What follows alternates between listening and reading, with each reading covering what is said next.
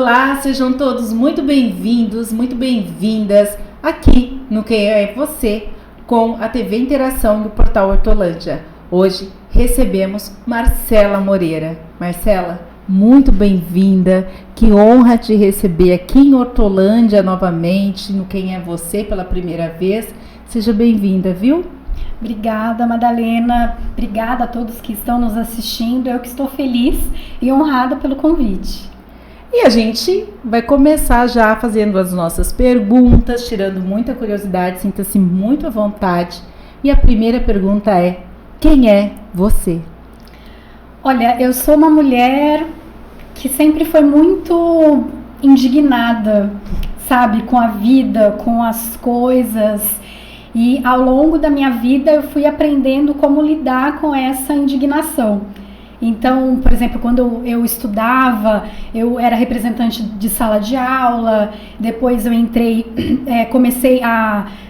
no movimento estudantil na Unicamp, eu comecei a me organizar politicamente, primeiramente como professora de alfabetização de jovens e adultos, depois eu fui para o DCE, que é o Diretório Central dos Estudantes, e eu sempre falo que eu busco organizar essa indignação, para que isso não seja apenas meu. Porque eu olho para o lado e vejo que os problemas que eu vivo são problemas de outras pessoas. Então, precisamos juntar as pessoas para resolver esses problemas. Marcela, você desde muito cedo, você já é envolvida politicamente? Olha, não. Eu comecei a me envolver politicamente quando eu entrei na universidade. Até porque antes de eu ter entrado na universidade, eu comecei a trabalhar muito cedo, né, conciliar trabalho e estudo. E quando eu entrei na universidade, tem uma coisa que nós, estudantes, conquistamos com o movimento estudantil numa universidade pública como a Unicamp, que foi a assistência estudantil. Então, por exemplo, antes de entrar na universidade, eu trabalhava 9 horas diariamente. Eu entro na universidade, eu tenho acesso a um direito de trabalhar 3 horas diárias. Então começa a sobrar tempo, que é o que nós não temos. É tempo e energia para fazer outras coisas, além de buscar apenas a própria sobrevivência.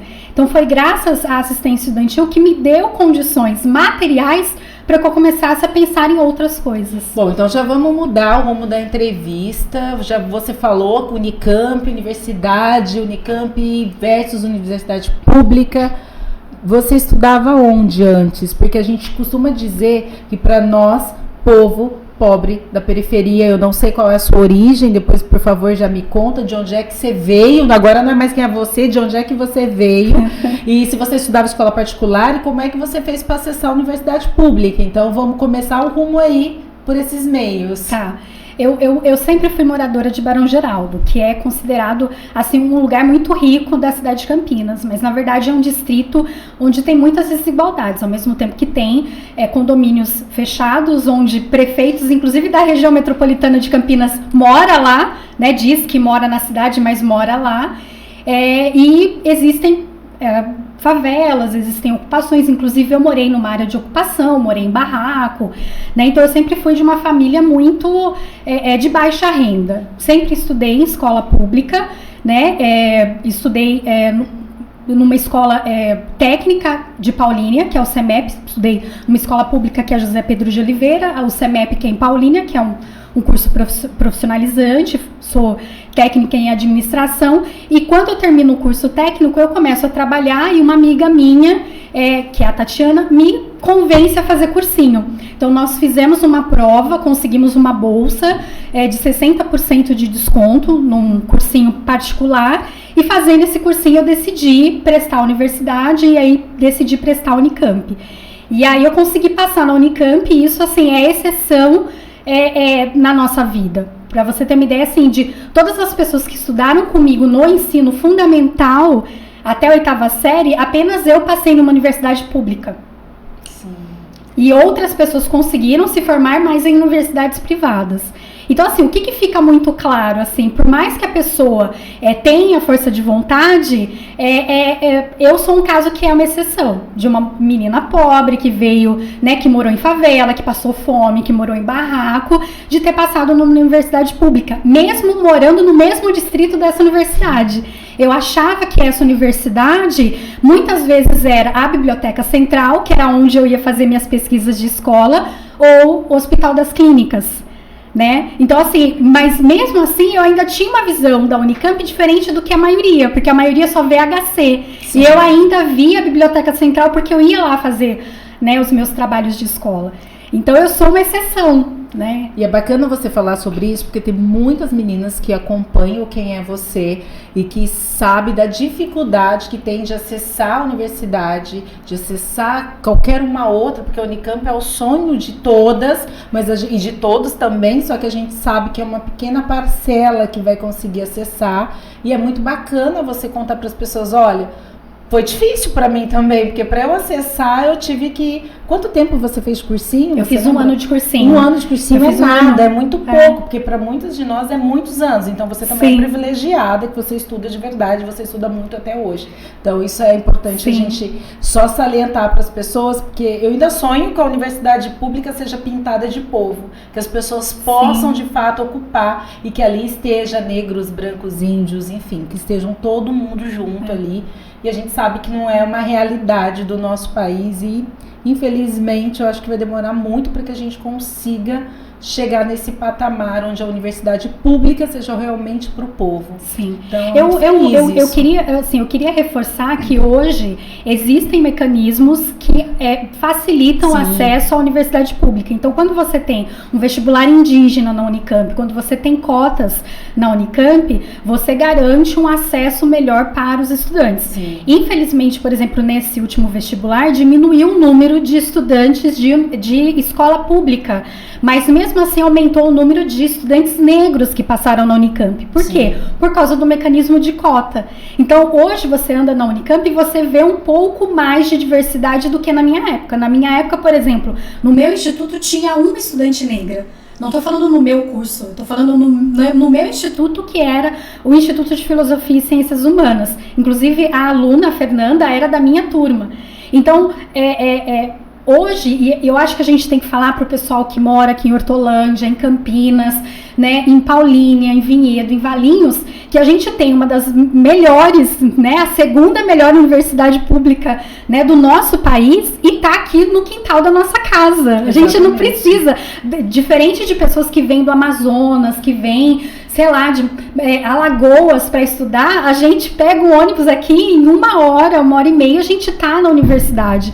Então, é um direito que a gente tem que lutar e dizer, não, essa universidade é minha e eu não vou ter a Unicamp como referência apenas o HC. Essa universidade também vai ser minha para eu estudar. E não vai ser uma referência apenas para eu trabalhar, vai ser uma referência para eu ser estudante lá dentro. Ai, que coisa boa, a gente precisa cada vez mais enfatizar isso, até porque até mesmo para ocupar a saúde na Unicamp já está se tornando um pouco mais difícil, desde que se tornou um hospital referência. Então, infelizmente, não é todo mundo que pode ir lá e ser atendido, aquela coisa toda, e a gente sabe por quê, né? Porque, como você disse, é um dos melhores locais que a gente tem aqui no país e a contingente é muita gente, mas é nosso. É nosso. Tem que lutar e falar, não, eu vou porque é meu, pertence e acabou. Agora, educação. Educação na sua vida. Olha, educação para mim sempre foi muito importante. Eu estudei em escola pública, eu tive sempre professores e professoras muito boas. Então, assim, eu sou muito grata, assim, sabe, de lembrar de aulas de história, aulas de português, aulas de geografia, que sempre foram as matérias que eu mais gostava, né? E mesmo quando eu fiz cursinho, eu tive um professor de matemática que dava uma aula assim, eu falava, gente, eu tô aprendendo matemática, porque, assim, às vezes você não gosta da matéria, mas talvez o professor encontre uma metodologia que te faça, né, ver sentido naquilo que você está fazendo, né? Sempre gostei muito de livro, de leitura. Então, eu lembro que no meu primeiro salário, com 14 anos, eu fui num brechó e comprei livro, né? Então, assim, eu sempre gostei muito, né, da área da educação. Entrei na universidade já sabendo que eu seria professora, né? Eu sou professora de sociologia, né, no ensino médio. Quando eu entrei na universidade, eu comecei a minha militância como professora de alfabetização de jovens e adultos e já entendi, assim, o quanto que a educação para mim, assim, eu falo que eu sou uma educadora durante a minha vida inteira, não só em sala de aula, porque é aquela coisa de você ter paciência, de você falar, de você ter cuidado, de você ter muito cuidado, sabe, para falar com as pessoas. Então, a educação para mim é fundamental. Assim, a centralidade da educação é demonstrada quando, por exemplo, os governos não investem na educação, quando os governos atacam a educação, porque não quer que a população tenha consciência, né, consiga descobrir como se organizar para enfrentar todas as desigualdades. E eu sou uma professora que diretamente discute isso em sala de aula, porque eu sou professora de sociologia. Então, assim, é um desafio para mim, né, fazer com que os meus alunos entendam a importância, né, dessa matéria no currículo e, assim, percebam, eu sempre falo para os meus alunos, olha, vocês vão ter que ser profissionais que tenham humanidade, seja na área que vocês estejam, sabe? Eu sempre falo assim, olha, o Hitler, ele matou milhões, mas ele não foi lá e fechou, sabe, o lugar onde se soltou o gás que matou as pessoas. Ele mandou e pessoas aceitaram esse tipo de mando. Então, eu sempre falo, olha, por trás dessas atrocidades, tiveram pessoas normais que aceitaram, né, mandos, assim, ordens inacreditáveis. Né? E aí eu sempre falo para eles, olha, se chegar um momento desse, vocês farão o quê? Vocês vão abaixar a cabeça e aceitar ou não? Vocês vão questionar alguma coisa? Né? Então, eu acho que a educação é esse lugar que faz com que você perceba o quanto que você é humano, se sensibiliza com a humanidade ou não. E o professor tem essa função linda, né? De mostrar o caminho e falar, filhos, vão, trilhem por ele e façam melhor, porque eu tô aqui e tô te dizendo, olha, se mandar vocês fazerem isso, e subversiva, como a Marcela deve ser, né? Esses alunos que eu diga, vocês já tiveram aulas, vocês conseguem pensar, porque vocês são seres pensantes, vocês vão dizer, não, isso está errado. Porque só existe um ditador porque tem quem obedeça, né? Sim. Então, as pessoas precisam ter personalidade e se posicionar, porque quem não se posiciona, posicionado é. Eu vivo dizendo isso. E Hitler foi isso, ele se posicionou e todo mundo foi atrás e fez esse absurdo na humanidade. Sim. Marcela Moreira, estudante da Unicamp, ou já era profissional quando saiu candidata a vereadora? Eu era estudante, né, da Unicamp, eu estava no 3º ano de Ciências Sociais. Aí eu junto com um coletivo, nós decidimos participar do processo eleitoral, porque nós olhávamos para os candidatos e não nos identificávamos, né? Nós falávamos, não, olha, esses candidatos, eles não nos representam. Então, vamos apresentar o nosso nome. Então, para tudo, calma que a gente quer saber disso. E a educação faltou aqui, viu, gente? Quando falo para tudo. A Marcela era filiada ou não? Decidiu se filiar naquele ano porque já militava e era indignada? Eu não era filiada, eu tinha uma militância junto ao MST, eu era do setorial de comunicação do MST, eu era coordenadora do DCE da Unicamp, e aí nós decidimos que iríamos disputar as eleições e eu me filiei a um partido no qual eu já era eleitora, desde sempre, que era o PT, me filiei ao PT, e aí eu fui candidata.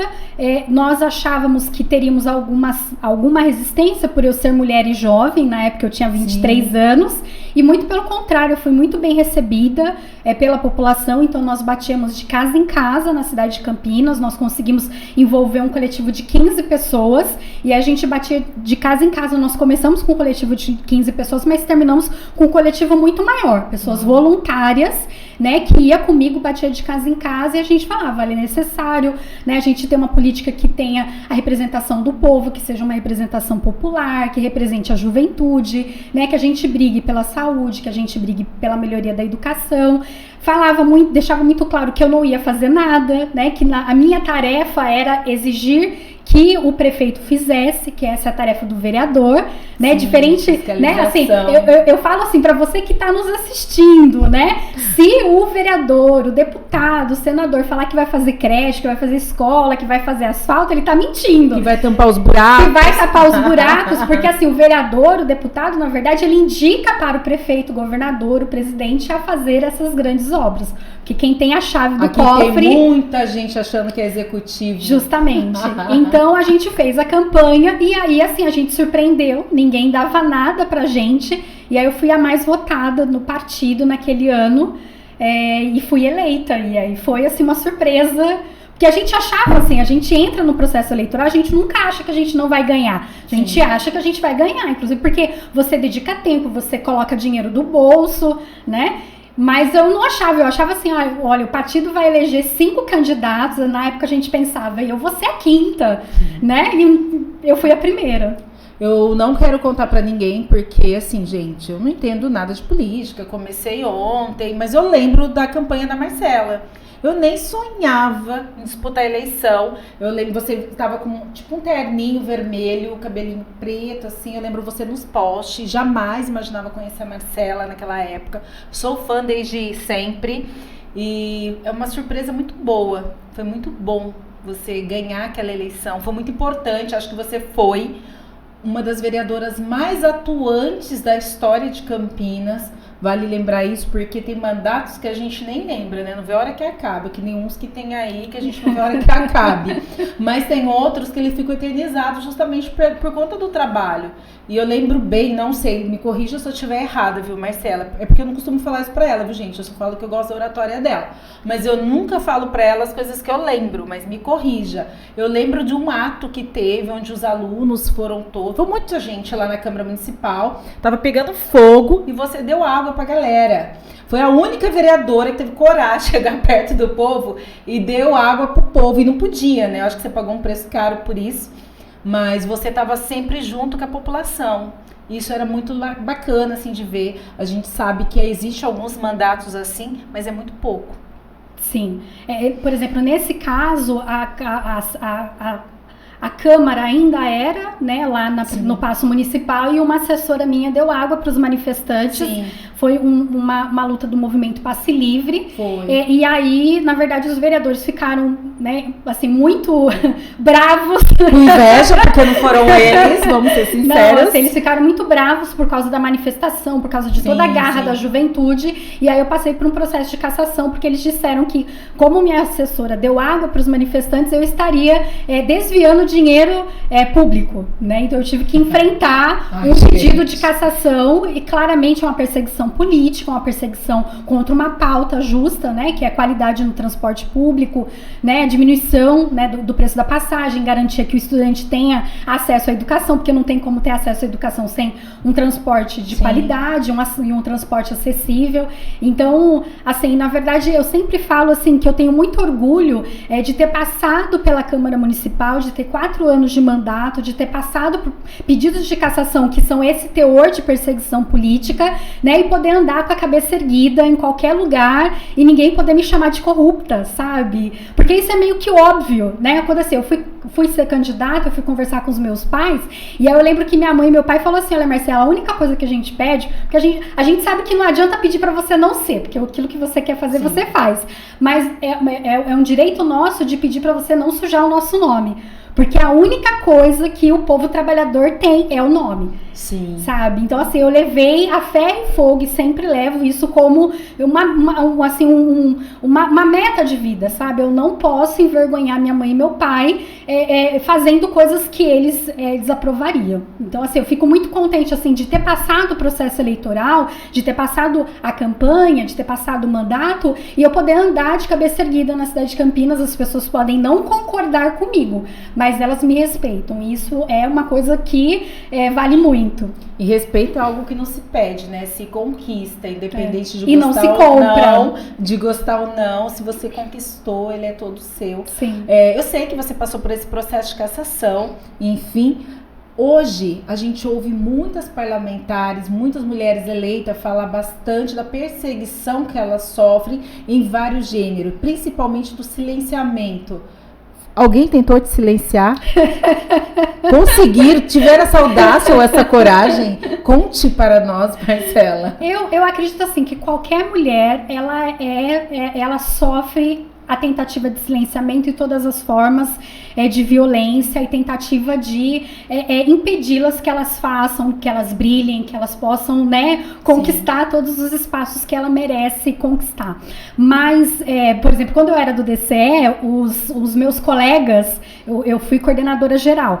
Eram 3 coordenadores gerais, 2 homens e eu como mulher. Eu era chamada de tratorzinho, e eles falavam que isso era amoroso, mas isso não é amoroso, Não é amoroso. né? Porque uma mulher que tem pulso, que tem opinião, que se coloca, né? Ela sempre é mal vista, né? E assim, quando eu estive como vereadora, todas as formas de silenciamento, por exemplo, de não querer aprovar um nome de rua, que é assim, uma coisa super simples, dar um nome de rua, um nome de praça, uma moção de aplauso, eles votavam contra por serem contrárias a mim como mulher e principalmente a mim como mulher de esquerda. E eu acho que é importante dizer isso, porque nós mulheres, eu não sofro, por exemplo, uma violência por ser mulher negra. Eu não sou mulher negra, mas eu sofro uma violência de ser mulher e uma mulher de esquerda. Né? Sim. Então, assim, a tentativa de tentar me calar, de pedir, por exemplo, contagem de quórum para que derrubasse a sessão e não pudesse falar, de não aprovar uma coisa simples, um projeto simples, protocolado, violências diversas, sabe? Principalmente no momento que você está falando na tribuna, né? Que daí eles começam a falar entre si, eles saem, eles começam a dar risada, e mesmo as tentativas de pedido de cassação, porque quando você fala de um processo de cassação, você sempre pensa uma coisa ruim, né? A pessoa está sofrendo um processo de cassação porque roubou, porque desviou dinheiro, e no meu caso, eles tentaram me silenciar e cassar o meu mandato porque eu estava cumprindo bem para aquilo que eu fui eleita, que é fiscalizar o poder executivo. E na época, né, o prefeito, ele era muito forte, inclusive ele ganhou na eleição onde eu fui contrária a ele ganhou no primeiro turno, então muitas vezes eu tinha que explicar por que eu era contrária àquele prefeito que todo mundo falava que era bom e que depois foi cassado. Então todas as denúncias que eu fiz no meu mandato, né, se mostraram verdadeiras, ele foi cassado, né, alguns anos depois. Né? Então, assim, a tentativa de silenciamento, Madalena, ela é comum na vida de nós mulheres. E eu acho que cada mulher, né, e aí eu digo para vocês que estão nos assistindo, pense você, companheira, quais são os lugares que tentam te silenciar. São muitos os lugares. Né? E assim, tem toda aquela violência, por exemplo, eu deixei de ser vereadora, não era mais vereadora. E aí teve uma pessoa que era apoiada pela prefeitura, um cargo comissionado da prefeitura, depois que teve uma ocupação da Câmara, que eu participei, tentei acalmar os ânimos dessa ocupação, na tentativa de abrir uma comissão parlamentar para investigar o transporte. Então isso é uma pauta recorrente na minha vida, que precisa ter coragem para enfrentar a máfia do transporte, precisa ter muita coragem para enfrentar. E aí teve uma ocupação da Câmara e logo depois, enquanto o então vereador Paulo Búfalo falava na tribuna, um cargo comissionado da prefeitura, né, ele foi no local onde estavam os quadros das vereadoras, ele roubou esse quadro e quebrou o quadro na frente de todo mundo enquanto o vereador Paulo Búfalo falava. Eu lembro que na época eu estava na faculdade e a EPTV me ligou, o que você acha? E eu não tô sabendo, tipo, tinha acabado de acontecer, eu saí da sala de aula para atender eles, eu falei, eu não tô sabendo de nada, mas isso com certeza é uma violência, né? Ele tá tentando silenciar uma mulher que foi legitimamente eleita, inclusive foi uma das vereadoras mais bem votadas na cidade. Esse negócio de quebrar quadro, quebrar placa, é uma coisa absurda, mas a gente vê que muitos representantes da extrema-direita do país costumou fazer isso. E não é só em Campinas, é Campinas, São Paulo, Brasília, Rio de Janeiro, a gente viu muito. Marcela, vamos lá. Marcela deixou de ser vereadora, deixou não, porque eu acho que quem foi vereadora uma vez é vereadora sempre, porque o olhar clínico tá ali, né? Sempre, acho que aperfeiçoando mais, olhando mais, enfim. Marcela se tornou. E é engraçado, Marcela, eu ia falar uma outra coisa, mas já vou mudar aqui, que tu foi vereadora, só que como o seu mandato ele foi extremamente forte, todo mundo lembra que você foi vereadora em Campinas. Então tem muita gente que fala assim, quando eu converso com a Marcela, eu vou numa palestra, ou outra coisa, ela fala, eu fui vereadora. Porque não deixa de ser. Uma pessoa que foi vereadora, para mim, vai ser eterno vereador, seu nome tá ali, sua história tá ali, ainda que quebraram lá o quadro, ele já voltou, tá lá. E fica mesmo a história. Você pretende ser vereadora novamente? Eu tenho desejo de voltar a conquistar esse mandato, porque é um mandato coletivo, ele não é meu, ele é de um coletivo muito maior. A gente sempre trabalhou com essa perspectiva de eu ser apenas a figura pública que representa um projeto político muito maior. E aí, assim, eu acho que é importante dizer assim, a importância de nós termos mandatos parlamentares no executivo, mas principalmente no legislativo, porque muitas vezes a pessoa não presta atenção, é que no legislativo se decide muita coisa, né? E você tem um mandato parlamentar, você tem um poder, sabe, de fazer um enfrentamento, você tem mais estrutura, você tem mais voz, né? Então a imprensa vai te ouvir, né? Não é uma coisa assim, falou e eu vou fazer de conta que não ouvi. Não, é uma autoridade que fala, que vai fazer uma fiscalização, que vai fazer, né, uma luta política, né? Na época que eu era vereadora, por exemplo, eu ajudava as pessoas, assim, com o meu salário, por exemplo, para incentivar um grupo de moradores, por exemplo, de uma região como Campo Grande, de ter um ônibus para ir fazer uma manifestação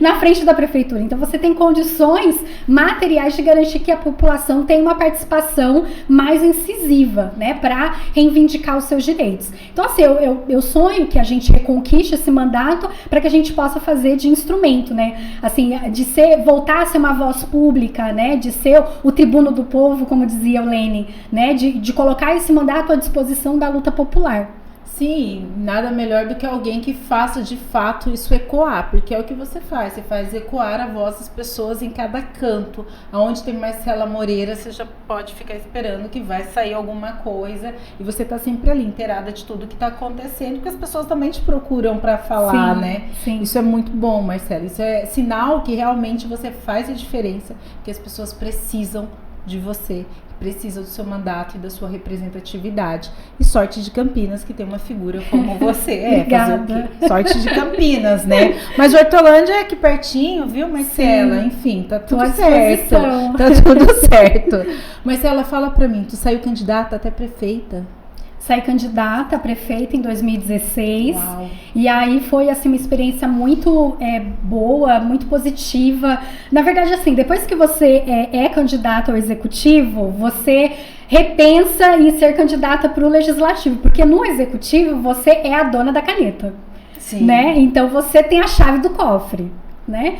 E assim, a cidade de Campinas na época tinha uma arrecadação de 6 bilhões de reais, né? Era a 5ª praça bancária do país, é uma cidade extremamente rica e consegue influenciar as cidades da região. Então Hortolândia tem um vínculo muito grande com Campinas, Paulínia, Valinhos, Vinhedo, e assim, é uma cidade muito rica e muito diversa. Então ser prefeita dessa cidade garantiria condições da gente implementar políticas públicas que garantiriam que Campinas mudasse efetivamente. Então eu falava que era a cidade, assim, a cidade dos nossos sonhos poderiam ser construída, porque assim, a gente não teria uma dependência, uma dependência apenas, por exemplo, da agricultura, ou apenas uma dependência de uma fábrica, porque existe isso, né? Sim. De uma cidade depender daquela fábrica, aquela fábrica é tão poderosa que o prefeito não vai enfrentar. Campinas não tem isso. Campinas tem uma diversidade de arrecadação onde você pode fazer muita coisa.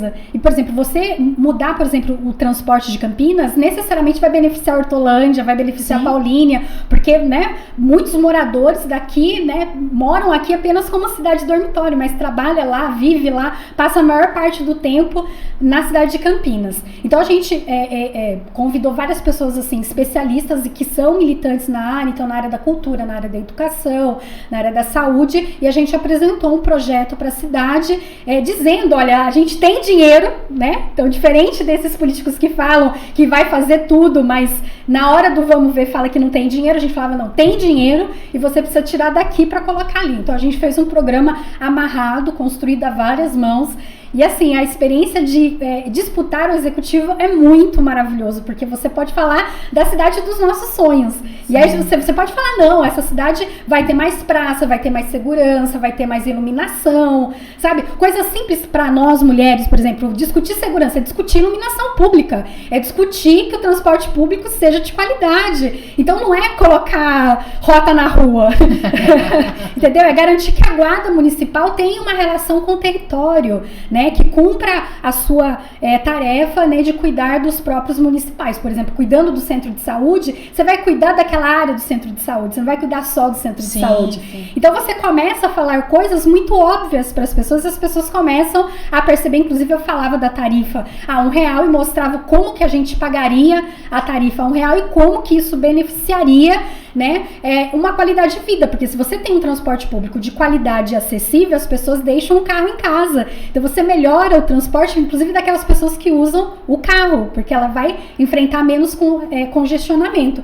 E aí eu lembro que eu fui entrevistada numa TV na cidade, né? O PTV, porque eu assisti, então vamos lá. E aí, assim, foi uma entrevista de 15 minutos e que eu fui interrompida 22 vezes.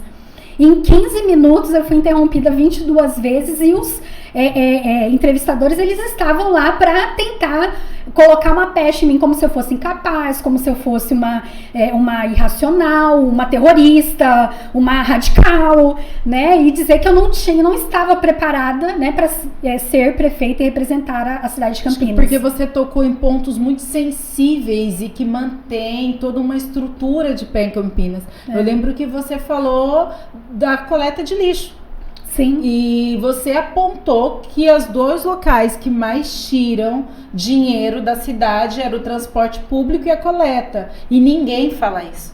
Sim. Ninguém tem coragem de falar isso, porque quando você fala de transporte e de coleta, você está mexendo com duas grandes máfias, que normalmente é liderada por uma única pessoa. Sim. E precisa ter muito bala na agulha para ter coragem de falar isso. Sim, sim. Por isso que você foi e que são financiadores e patrocinadores, patrocinadores, né, desses meios de comunicação. Então, assim, é importante citar, eu fui interrompida 22 vezes. E o então prefeito, que foi reeleito, ele foi entrevistado, ele foi interrompido 3 vezes, e, né, numa dessas 3 vezes, o entrevistador disse: desculpa, prefeito, eu preciso interrompê-lo, depois ele ter falado 7 minutos. O silenciamento aconteceu em rede. Ai, que absurdo. Então, assim, é importante dizer assim, que eu acho que eu fui candidata a prefeita e eu vi uma cidade com um potencial muito grande. Campinas tem condições de ser referência na educação, na saúde, no meio ambiente, no transporte público de qualidade, sabe? Campinas ainda tem quase 50% ainda de área rural, né? Assim, você tem um potencial, sabe, em Campinas, porque você tem riqueza, você tem pessoas qualificadas, você tem universidade, você tem empresas extremamente grandes na cidade ou na região, sabe? Então, assim, Campinas tem condições de ser uma referência de uma outra cidade mais humana, inclusiva, que respeita o meio ambiente. Você falava muito a frase: não nos faltam dinheiro, nos sobram ladrões. Essa frase ainda é viva? É muito viva. Infelizmente, porque dinheiro tem. Importante dizer para vocês, dinheiro tem. O que não tem é força de vontade de pegar esse dinheiro e colocar atendendo, né, os interesses da população. E Marcela Moreira vem candidata a deputada esse ano? Esse ano não vou ser candidata, né? Não estarei como candidata. Ser candidata é uma coisa muito difícil. Acho que é importante, assim, dizer para as pessoas, assim, o quanto que isso reverbera na vida de uma mulher. Né? Então, assim, isso, né, você tem que parar. Eu sou professora, então você tem que parar, você tem que fazer uma campanha, colocar dinheiro do bolso. Eu tenho dívida de campanha até hoje, que eu não sei como pagar, né? Inclusive, eu tô pensando em fazer uma vaquinha para pagar essas dívidas de campanha, porque é uma coisa muito difícil ainda, né? Assim, ser uma trabalhadora e querer ocupar um espaço de poder. Então a gente precisa, e assim, esse ano eu não tenho condições de ser candidata, mas eu vou apoiar várias grandes candidatas, né, da nossa região, né, que eu tenho certeza que vão nos representar. Marcela, é importante você explicar para as pessoas que você falou: coloco o dinheiro do meu bolso. Porque todo mundo tem a ilusão que quem é candidato vai ganhar um fundo eleitoral. Inclusive, a gente está com um fundo eleitoral para ser gasto esse ano enorme, vai gastar 3 vezes mais do que gastou aí com as vacinas no país todo. Então, acho que é importante você falar sobre esse fundo eleitoral e por que você gastou dinheiro do seu bolso, para que as pessoas possam estar entendendo isso. Assim, hoje, por causa de uma decisão do Supremo Tribunal Eleitoral, os partidos têm que garantir um mínimo de investimento, e principalmente investimento em mulheres, 30% nas campanhas. Mas mesmo assim, mesmo a gente tendo um certo apoio e uma certa fatia desse fundo eleitoral, ela não é proporcional e ela não é assim igualitária,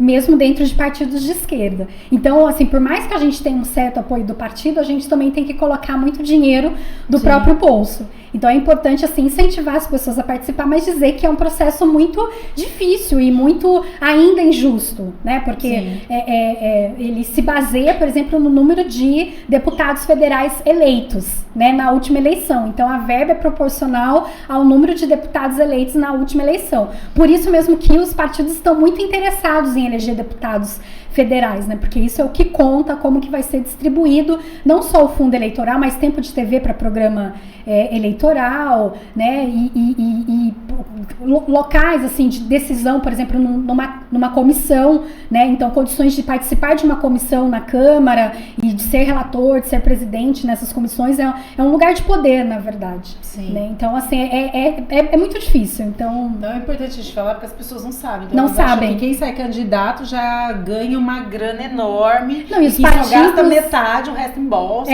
Assim, os partidos, na verdade, eles acabam ajudando, a maioria dos partidos ajudam muito a essa desinformação, porque eles chegam numa liderança, prometem mundos e fundos para essa liderança, e essa liderança, na maioria das vezes, cai nesse discurso, acaba se endividando, porque quando ele é candidato e vê que não chegou o panfleto, não chegou isso, não chegou aquilo, ele se desespera e muitas vezes coloca dinheiro do próprio bolso e se endivida.